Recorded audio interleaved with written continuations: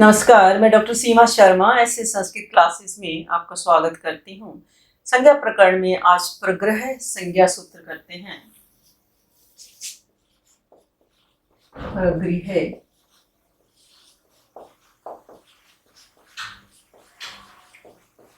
प्रगृह संज्ञा सूत्र करते हैं। इसका सूत्र है एद ऊद एद द्विवचनम प्रगृहम। एद ऊद ईद ऊद एद द्विवचनम प्रगृह्यम।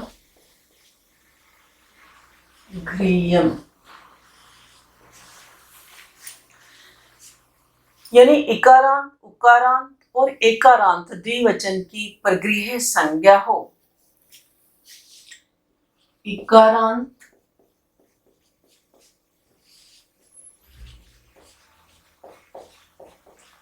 उकारांत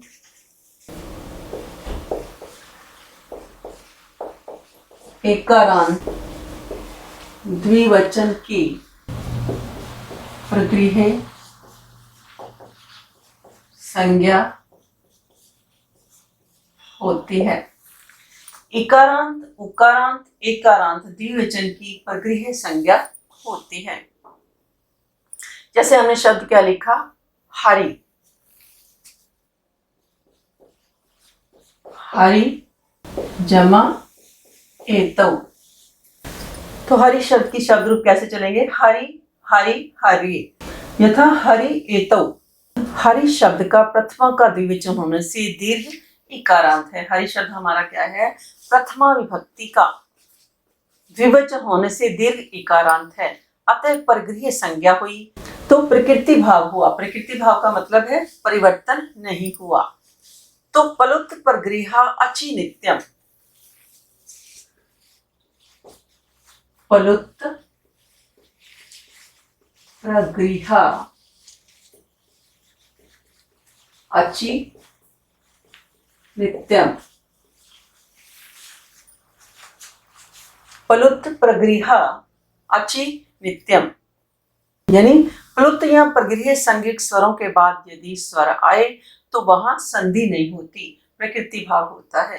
तो ये हरि एतौ, ये हरि ये पद जो है, हरि शब्द का प्रथमा का द्विवचन होने से प्रथमा विभक्ति का द्विवचन होने से दीर्घ इकारांत है, अतः इसकी परगृह्य संज्ञा हुई। फिर पलुत परगृहा अचि नित्यम, इस सूत्र से क्या है? प्रकृति भाव हुआ।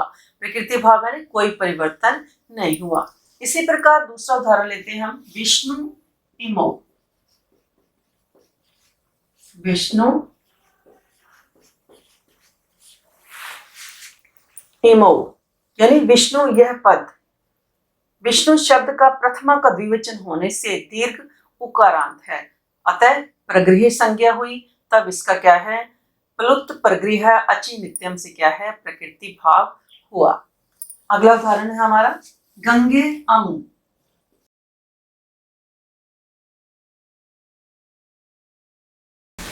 अमु, तो यहाँ भी क्या है कि गंगा जो शब्द है हमारा एकारांत होने से इसकी क्या है? परगृह्य संज्ञा हुई और फिर उसके बाद प्रकृति भाव हुआ, उसमें कोई परिवर्तन नहीं हुआ। तो गंगे अमु यानी ये दो गंगाएं। इस प्रकार यहाँ भी क्या है कि इसकी परगृह्य संज्ञा हुई और पलुत परगृह अचि नित्यम से क्या है? प्रकृति भाव हुआ, इसमें कोई परिवर्तन नहीं हुआ। इसी प्रकार बालिके अधियाते की दो लड़कियां पढ़ती हैं, या नेत्रे अमृष्यति बालिके अधियाते।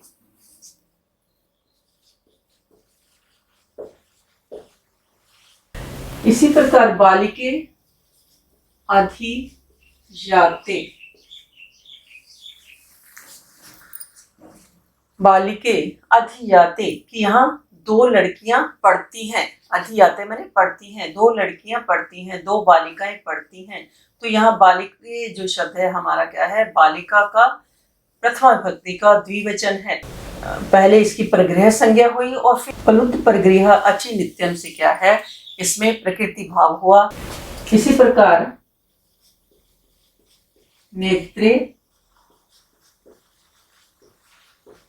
अमृष्टि, नेत्रे अमृष्यति। आंखें क्या है, दो हैं, तो द्विवचन है। तो द्विवचन होने से इसकी क्या है, पहले परगृह संज्ञा हुई और फिर प्लुत परगृह अचि नित्यम से प्रकृति भाव हुआ। इसी प्रकार साधु आगतो या धनुषी एते कि साधु आए हैं, दो साधु आए हैं, साधु आगतो।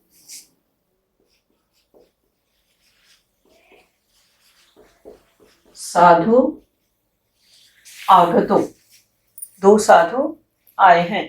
तो पहले क्या है, इसकी परगृह संज्ञा हुई और उसके बाद क्या है, प्रकृति भाव हुआ।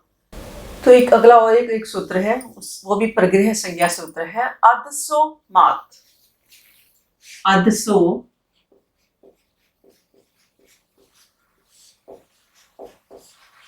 मात कि मकारांत अदस शब्द के अंत में यदि ई उ आए तो उसकी परगृह संज्ञा होती है। मकारांत अदस शब्द के अंत में यदि ई उ आए तो उसकी परगृह संज्ञा होती है। यथा अमी जमा ईशा,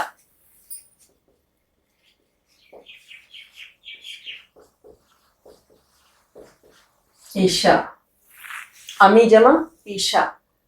तो यहाँ पर अमी ये शब्द, अमी ये अदस शब्द प्रथमा विभक्ति की बहुवचन का रूप है। अमी शब्द अदस शब्द का क्या है, असौ अमु अमी, ये हमारे शब्द रूप चलते हैं अदस शब्द के, असौ अमु और अमी। तो अमी ये अदस शब्द प्रथमा विभक्ति की बहुवचन का रूप है। अमी ईशा, इस दशा में अम से पर इकार की परगृह संज्ञा होने से प्रकृति भाव हो जाता है। यानी अम से पर इकार की, अम से पर इकार क्या है, ई है, तो इस इकार की क्या है, परगृह संज्ञा होने से प्रकृति भाव हो जाता है। तो अदस, मकारांत अदस शब्द के अंत में यदि ई उ आए तो उसकी परगृह संज्ञा होती है। यथा अमी ईशा का हमने उदाहरण दिया। इसी प्रकार अमु आसाते कि ये दो बैठे हैं, अमु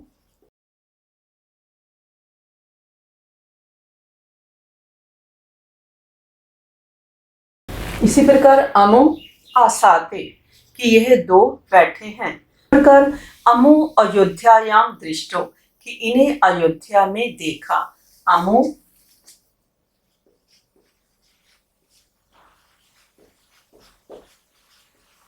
अमु अयोध्यायाम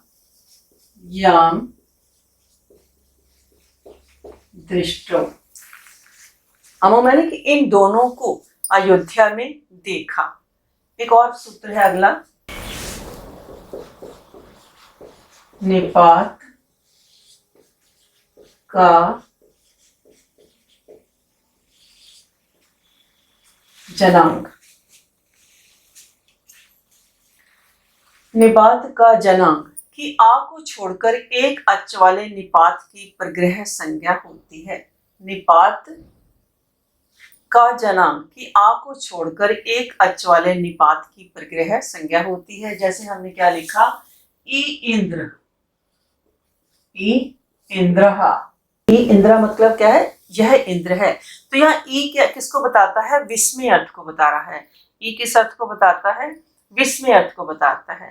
तो ई जमा इंद्रा, यहाँ ई की क्या है, निपात संज्ञा, च आद्यो असत्वे से निपात संज्ञा हुई और इसके बाद एक अच रूप वाले निपात की, निपात का जनांग सूत्र से परगृह संज्ञा हुई। निपात का जनांग सूत्र से परगृह संज्ञा हुई, तब पलुत परगृह अचि नित्यम से प्रकृति भाव होकर के ए इंद्र हमारा रूप सिद्ध हुआ। इसी प्रकार उमेश। तो ऐसे संस्कृत चैनल को लाइक करें, सब्सक्राइब करें और शेयर भी करें। और यदि आप कुछ सर्च करना चाहते हैं, जैसे आज हम परगृह संज्ञा सूत्र कर रहे हैं, तो परगृह संज्ञा सूत्र के साथ आप ऐसे संस्कृत लिखेंगे तो पूरा चैनल आप देख सकते हैं।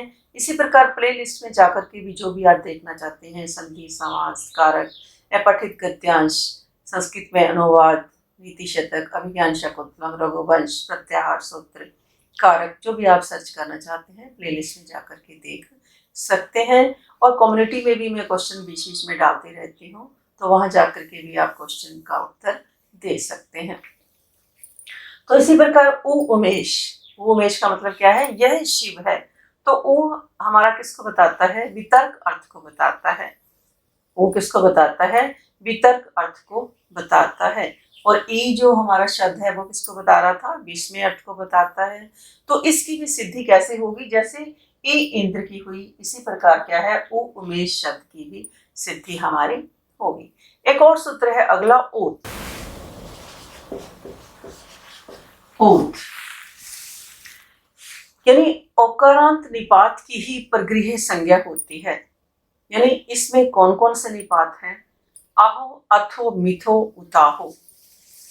ओत मतलब कि ओकारांत जो निपात है उसकी क्या होती है, परगृह संज्ञा होती है। ओकारांत निपात की परगृह संज्ञा होती है। इसमें कौन कौन से निपात आते हैं, अहो, अथो, मिथो, उताहो, ये हमारे निपात हैं। अहो ईशा, अरे ये स्वामी है। पहला हमारा उदाहरण क्या है, अहो ईशा।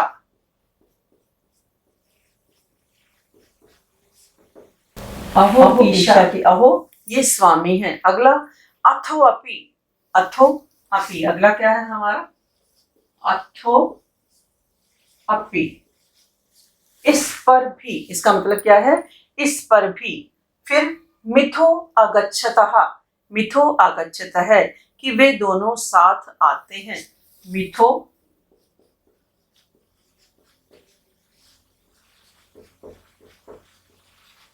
आगच्छतः कि वे दोनों साथ आते हैं। इदम सत्यम उत आहो इदम, उताहो, इदम सत्यम उताहो इदम। इदम सत्यम उताहो इदम कि यह सच है, यह कि दोनों में से कौन सच है। तो ओत जो हमारा एक सूत्र है, ओकारांत निपात की भी परगृह संज्ञा होती है। ओकारांत जो निपात है उसकी भी परगृह संज्ञा होती है। कौन कौन से इसमें निपात आते हैं, अहो, अथो, मिथो, उताहो। अहो ईशा, अथो अपि, मिथो आगच्छतः, इदम सत्यम उताहो इदम। संबुद्धौ शाकल्यस्य एतावनारशे, वनारशे यानी प्रथमा के एकवचन को संबोधन में संबुद्धि कहते हैं। प्रथमा के एकवचन को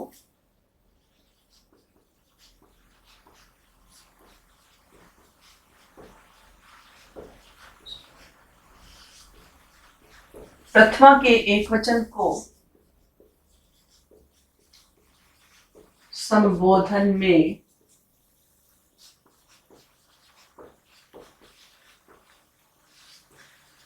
संबुद्धि कहते हैं। संबोधन के अंत में ओ के बाद यदि लौकिक इति आए तो विकल्प से परगृह संज्ञा होती है। यानी संबोधन के अंत में, ये सूत्र हमें क्या बताता है कि संबोधन के अंत में ओ के बाद यदि लौकिक इति आए तो विकल्प से परगृह संज्ञा होती है। जैसे हमने क्या लिखा, विष्णु इति, विष्णु इति, विष्णु इति। तो इति शब्द जो पर है यह वैदिक यानी वेद का नहीं है, लौकिक है। तो पहले संबुद्धो इस सूत्र से परगृह संज्ञा फिर प्रकृति भाव हुआ, तब हमारा शब्द क्या बना, विष्णु इति। तब हमारा ये शब्द हमारा क्या बना, विष्णु इति। तब हमारा शब्द क्या बना, विष्णु इति।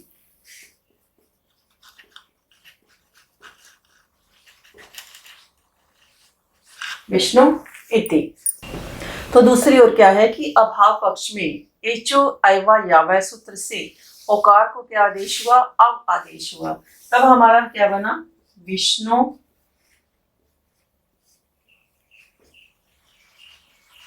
अव इति, विष्णु अव इति।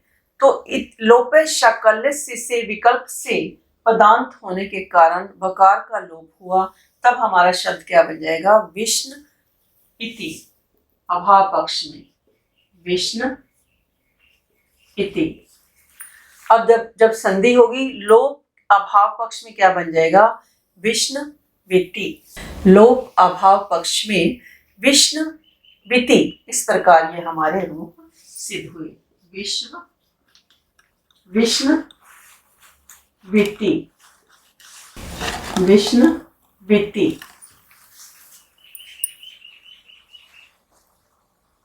लोप अभाव पक्ष में विष्णु विति, इस प्रकार ये हमारे रूप सिद्ध हुए। तो हमने आज परगृह्य संज्ञा सूत्र में कुछ सूत्र किए। ईद उद एद द्विवचनम परगृह्यम कि इकारांत उकारांत एकारांत द्विवचन की परगृह्य संज्ञा होती है। फिर अदसोमात किया, निपात का जनांक किया, ओथ किया और संबुद्धो शाकल्य से। इस सूत्र से हमने जाना कि कहाँ कहाँ पर परगृह्य संज्ञा होती है। तो आज के लिए इतना ही। धन्यवाद। जय हिंद, जय भारत।